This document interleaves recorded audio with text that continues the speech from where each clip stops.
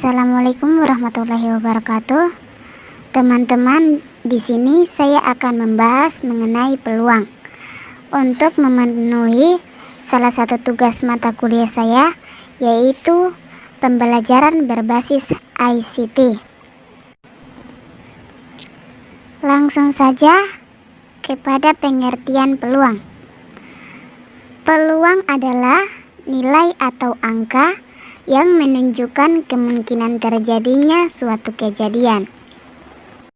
Dalam menentukan peluang akan dijumpai ruang sampel dan titik sampel, di mana ruang sampel adalah himpunan dari semua hasil percobaan yang mungkin terjadi, dan titik sampel adalah anggota yang ada di dalam ruang sampel. Contohnya, sebuah dadu dengan 6 sisi dilemparkan. Pada pelemparan pertama muncul sisi 2, kemudian pada pelemparan kedua muncul sisi 5. Peluang muncul sisi 1 pada pelemparan selanjutnya adalah, jadi diketahui bahwa dadu memiliki 6 sisi, yaitu sisi 1, 2, 3, 4, 5, dan 6. Sisi-sisi tersebut yang dinamakan dengan ruang sampel.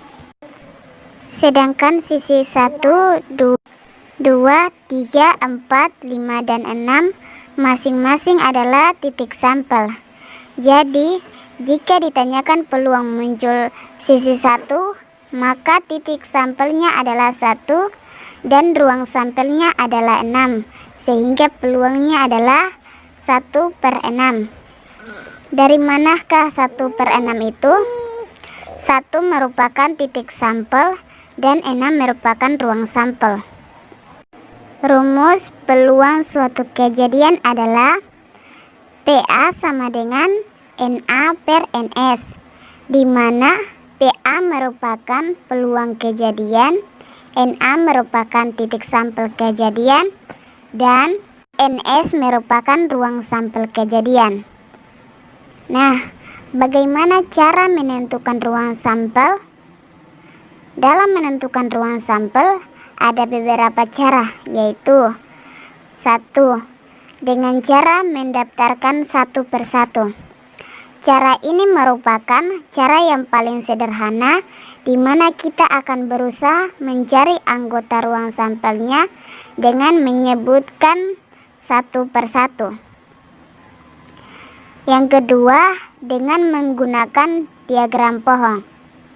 Menentukan anggota ruang sampel dengan cara diagram pohon. Cara ini digunakan untuk mencari ruang sampel dari 2 atau lebih kejadian. Contohnya, ruang sampel dari pelemparan 3 buah koin secara bersamaan. Bisa kalian lihat contoh di samping ini ya. Pada gambar diagram di samping ini, dimisalkan sisi angka dengan A, sisi gambar dengan G. Didapatkan jika muncul sisi angka pada koin pertama, sisi angka pada koin kedua, dan sisi angka pada koin ketiga, maka dapat di titik sampel yang pertama adalah angka, angka, angka.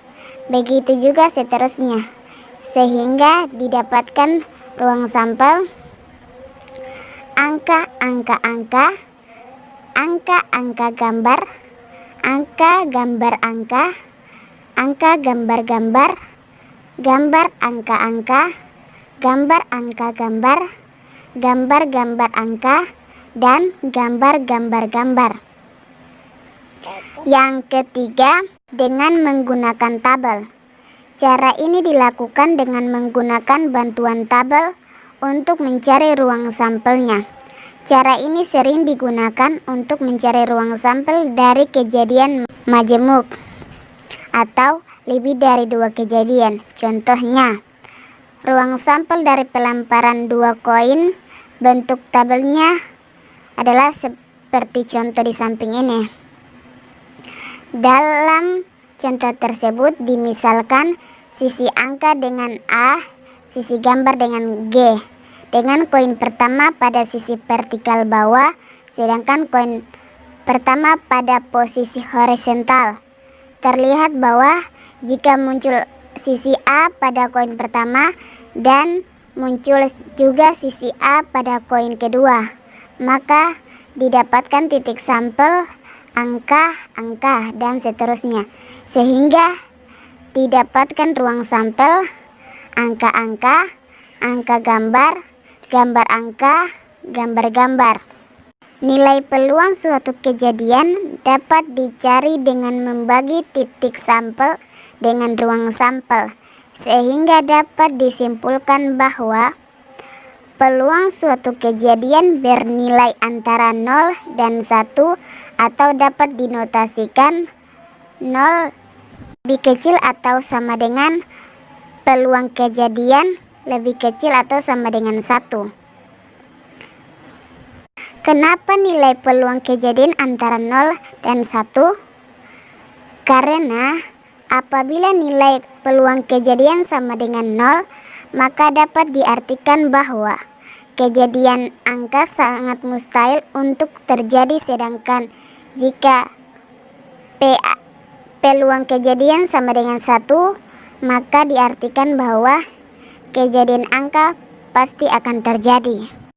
Contohnya, kejadian yang mustahil: matahari terbit dari arah barat, gajah bertelur. Contoh kejadian pasti: matahari terbit dari timur dan terjadinya malam dan siang hari. Itulah sedikit penjelasan dari saya. Semoga bermanfaat ya teman-teman.